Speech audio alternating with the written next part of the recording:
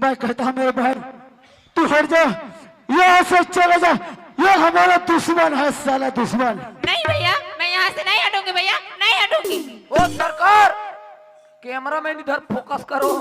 साला देखो, हम कहता है तू यहाँ से चले जा।